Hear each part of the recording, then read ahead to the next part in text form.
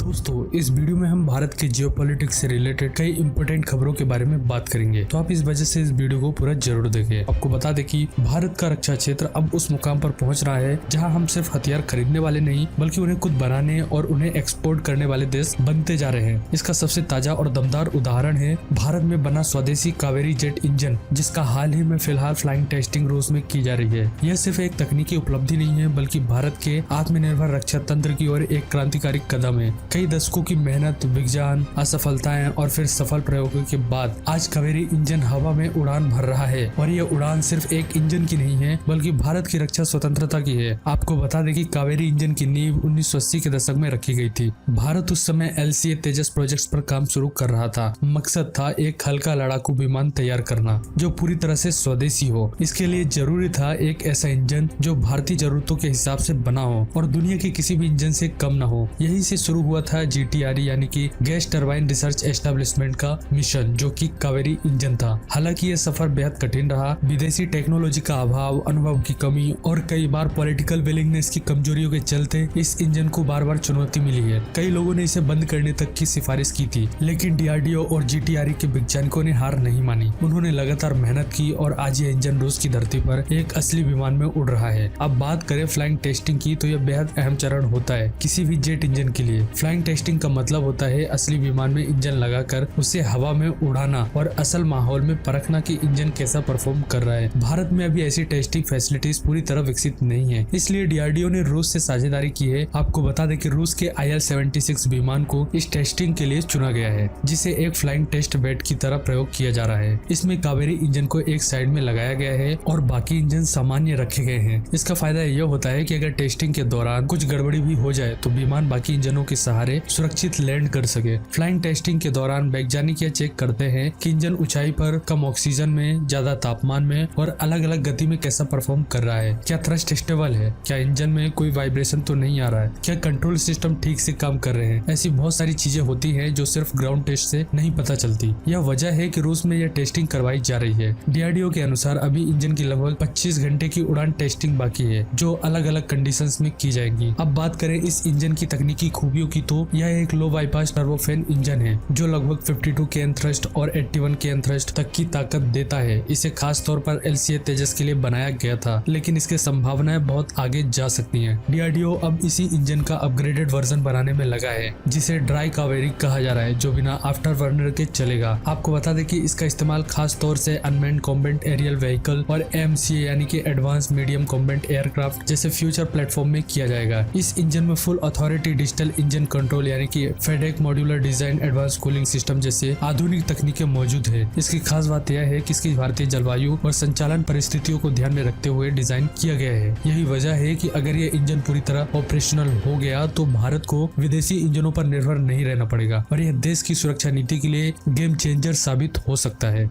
अभी तक भारत अपने फाइटर जेट्स के लिए रूस, अमेरिका और फ्रांस जैसे देशों पर निर्भर रहा है, लेकिन अगर कावेरी इंजन सफल हो गया तो भारत उन कुछ गिने चुने देशों में शामिल हो जाएगा जो खुद का फाइटर जेट इंजन बनाते हैं। अमेरिका, रूस, चीन, ब्रिटेन और फ्रांस, इन देशों के बाद अब भारत भी उस क्लब में शामिल हो सकता है। और इसका अर्थ सिर्फ रक्षा क्षेत्र तक सीमित नहीं है।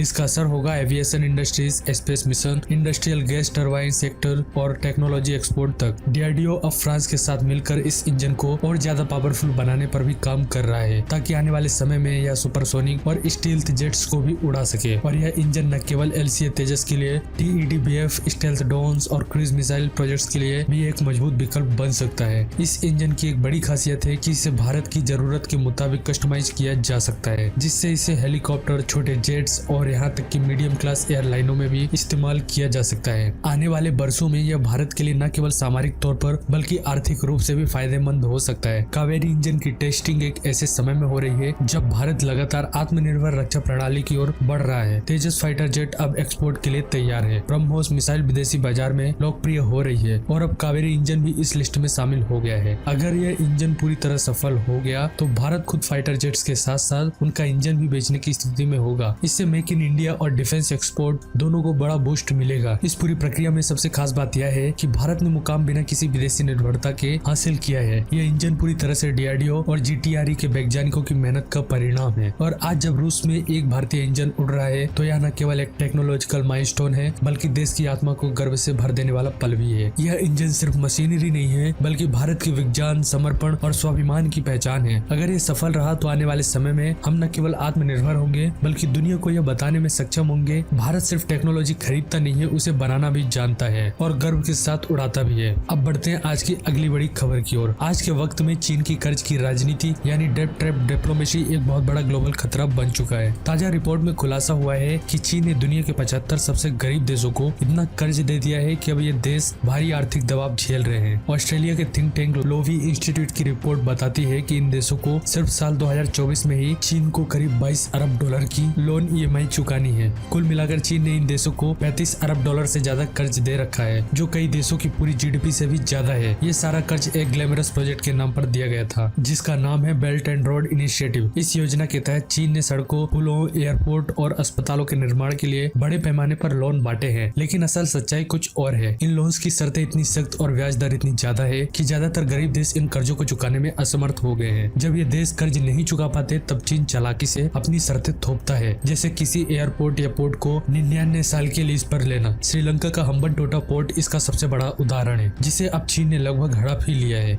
इससे चीन को उस देश के अंदर न सिर्फ इकोनॉमिक पावर मिलती है बल्कि स्ट्रेटेजिक और मिलिट्री मौजूदगी भी मजबूत हो जाती है। इन कर्जों की वजह से गरीब देशों की हालात और बिगड़ गई है। उनके पास अब शिक्षा, स्वास्थ्य और जलवायु परिवर्तन जैसे जरूरी मुद्दों पर खर्च करने के लिए पैसा ही नहीं बचता। IMF और अन्य संस्थाएं बार बार चेतावनी दे रही है कि ये लोन जल्द ही इन देशों को एक नए किस्म की डेब्ट क्राइसिस में धकेल देंगे। लोवी इंस्टीट्यूट का विश्लेषण कहता है कि चीन अब इन देशों के लिए बैंकर नहीं बल्कि एक कर्ज वसूलने वाला एजेंट बन चुका है। सबसे बड़ी बात यह है कि चीन ने कर्ज देना भी उस समय बंद कर दिया जब इन देशों को उसकी सबसे ज्यादा जरूरत थी, यानी जब उनकी आर्थिक हालत सबसे खराब, जिससे पता चलता है कि चीन का असली मकसद मदद करना नहीं है बल्कि फायदा उठाना है। आज चीन दुनिया का सबसे बड़ा कर्जदाता बन चुका है और उसके कर्ज का जाल धीरे धीरे दुनिया भर में फैलता जा रहा है, खासकर भारत जैसे विकासशील देशों के लिए। अगर हम सतर्क नहीं हुए तो चीन कल हमें भी किसी न किसी रूप में अपने कर्ज के जाल में फंसा सकता है। लेकिन खुशकिस्मती की बात यह है कि भारत अभी चीन के इस डेब्ट ट्रैप से बहुत दूर है, जबकि अमेरिका इसमें लगभग फंस चुका है।